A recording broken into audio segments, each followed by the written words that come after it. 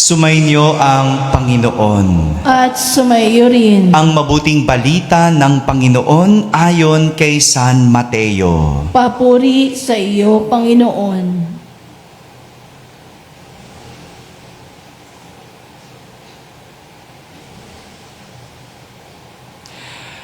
Noong panahong iyon, sinabi ni Jesus sa mga tao, ang paghahari ng Diyos ay katulad din ng isang malaking lambat na inihagis sa dagat at nakahuli ng sari-saring isda.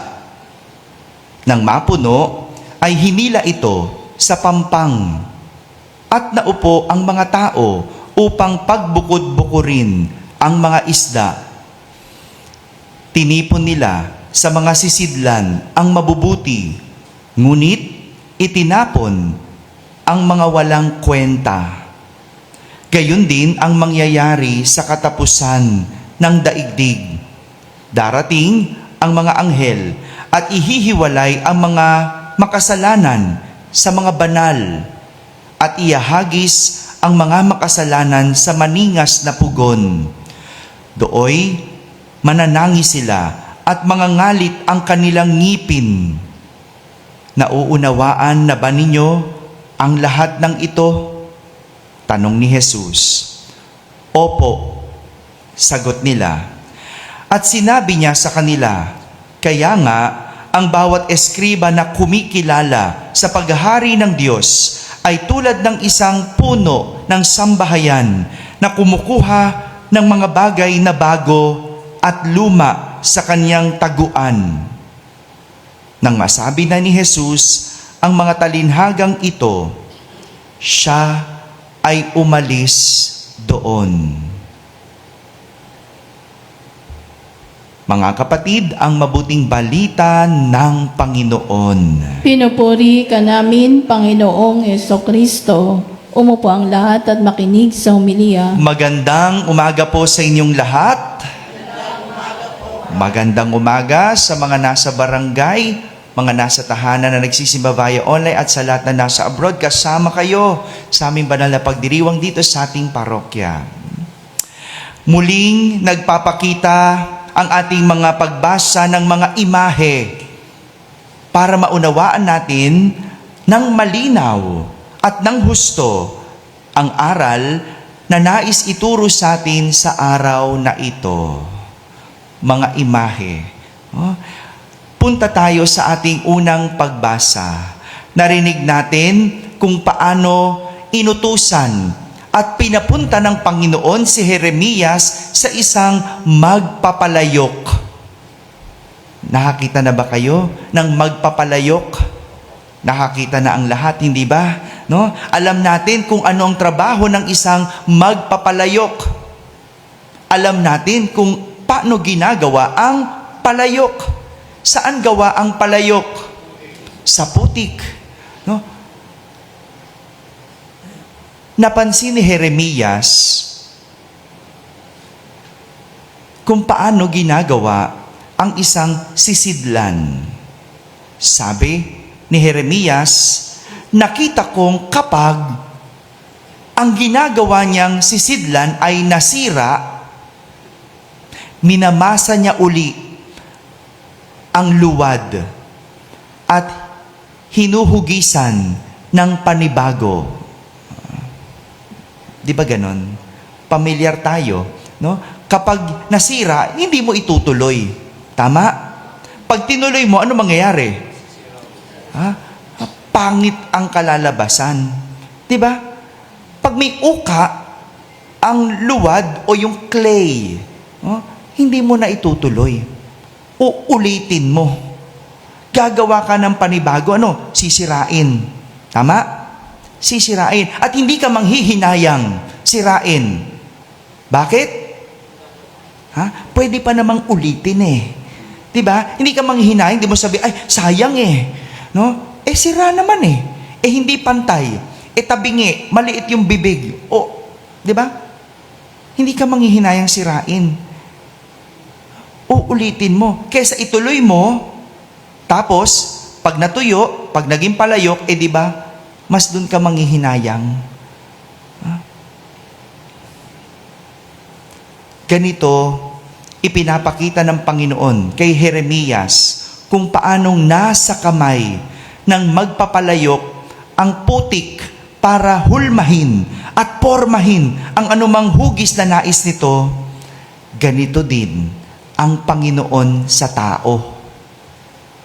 Nasa kamay ng Diyos kung paano niya huhulmahin, huhugisin, at ipoporma ang isang tao. Kaya nga, nasabi ng Panginoon, kayo ay nasa mga kamay ko, tulad ng luwad sa kamay ng magpapalayok. Tunay naman talaga na nasa kamay ng Diyos ang ating buhay. Naniniwala ba kayo dun? Nasa Diyos, nasa Kanyang mga kamay ang ating buhay. Kung ano man ang nais niya, siyang mangyayari. Meron lang ilusyon ng tao na nasa Kanyang kamay ang buhay. Ilusyon natin yun. Akala niya kung anong Kanyang gusto, mangyayari. Nangyayari ba? Well, minsan nangyayari. Totoo naman, kung anong gusto mo mag-asawa. Mangyayari? O, nangyayari. Diba? Gusto mong awayin ang asawa mo, nangyayari? O, nangyayari. Ang gagaling nyo nga dyan diba? O, diba? Gusto mo manira ng kapwa, nangyayari? Nangyayari. Gusto mo magsugal, gusto mo magchismis, gusto mo mag-inom, gusto mo magbisyo, nangyayari? Nangyayari. Nangyayari. No? Ilusyon natin yun Nasa ating kamay. Kaya nga, ang sabi ng iba, my life, my rules. Nasa kamay natin. Akala natin, ang gusto niya o ang gusto natin, siyang mangyayari. Ang hindi alam ng tao, hinahayaan lang tayo ng Diyos na gawin ang ating nais dahil sa pagmamahal. Dahil sa pagmamahal. Di ba ganun pagmahal mong tao? No? Binibigay mo ang kanyang gusto. Pinagbibigyan mo. Pinagpapasensyahan mo. Pero ang totoo, sa isang pitik, kaya ng Diyos sirain o buuin ang isang tao depende sa kanyang gusto. Kaya nga, may mga nangyayari sa atin na hindi natin ginusto o hindi natin ginawa, pero nangyari. May nangyari bang ganun sa inyo? Yung hindi mo naman ginusto, pero nangyari. Minsan, may mga pinipilit lang tayo na mangyari, pero hindi nangyayari.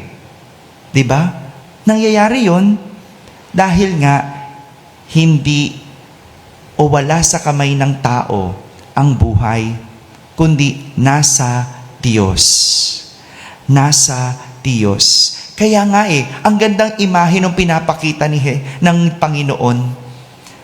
Yung imahe ng magpapalayok. No? Kung hahayaan lang natin na tayo ang maging luwad o clay. Pero kung ikaw ang kamay, hindi mo kayang gawing pormahin ng maganda ang isang luwad. Dahil tanging ang Diyos lang ang makakagawa ng isang magandang obra. Tanging Diyos lang ang makakagawa ng isang magandang obra. Kaya magpahulma, magpahugis sa Diyos. Samantala, ganito ang pinapakita rin ni Jesus sa ating ebanghelyo. Gaya na lang ng imahe ng isang lambat. Ikinumpara ito ni Jesus sa isang paghahari ng Diyos. Ginamit niya ang imahe ng lambat para ipakita na bagaman tila nasa kamay ng tao ang panguhuli, di ba ganon? Siya yung nasusunod. Nasa kamay ng tao ang panguhuli. Siyang nasusunod kung saan at kailan niya ihahagis ang lambat. Tama? Pero, wala sa kamay ng tao kung ano ang mahuhuli. Pag hinagis mo lambat, hindi mo alam kung may tsinelas dyan. No? Lalo na sa dagat ng Pilipinas, no? Hindi mo alam, baka may lata ng sardinas. Hindi mo alam kung ano-ano pa mahukuli mo. Pag hinagis mo na, wala sa kamay mo. Wala sa kamay ng tao kung anong pwede niyang mahuli. Kung anong klase ng isda. Kung may mapapakinabangan o kung walang kwenta. Wala siyang kontrol sa kung ano ang mahuhuli. Pero matapos hilahin sa pampang ang lambat, may pagbubukod-bukod na mangyayari. Ihihiwalay ang mabubuti at ilalagay sa sisidlan. Samantala, ang mga walang kwenta, itatapon. Parang sa ating buhay, hindi ba? Madalas, hindi natin napipili ang ating iniisip, ang ating nararamdaman, at ang ating ginagawa. Napipili ba? Well, pwedeng piliin, pero madalas, hindi natin pinipili. Kaya nga, kapag nakakagawa ng mali, anong palusot natin? Hindi ko sinasadya. Hello? Totoo ba? Hindi mo sinasadya? Pinalo mo anak mo, Romel eh. Hindi mo sinasadya? May kasalanan daw ng atwiran na, di ba? Pero alam mo, hindi mo pwedeng sabihin, hindi mo sinasadya. Di ba? Naging makulit si Shadel eh. Tas napikon ka, naubos pasensya mo, papaluin mo. Di ba? Tapos sasabihin mo, hindi ko sinasadya. Hindi ko alam na magkakaganon. Yan ang madalas palusot. Di ba? Nawala ako sa sarili. Di ba?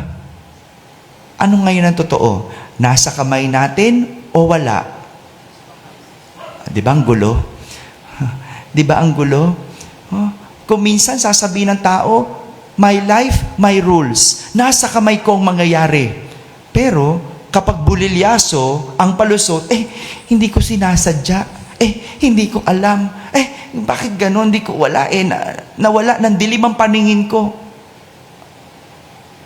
Ang kulit ng tao, no? Ang gulo. Kaya nga, ang ganda ng pinapakita sa atin ng mga imahe. Pumailalim ka sa Diyos at siyang bahalang huhugis at poporma sa iyo. Mga kapatid, magandang paalala sa atin ang pagbubukod na mangyayari sa katapusan. Habang hindi pa nangyayari at dumadating ang katapusan, iisipin at pipiliin na natin ang gagawin para hindi na magkasala at magkamali. Amen?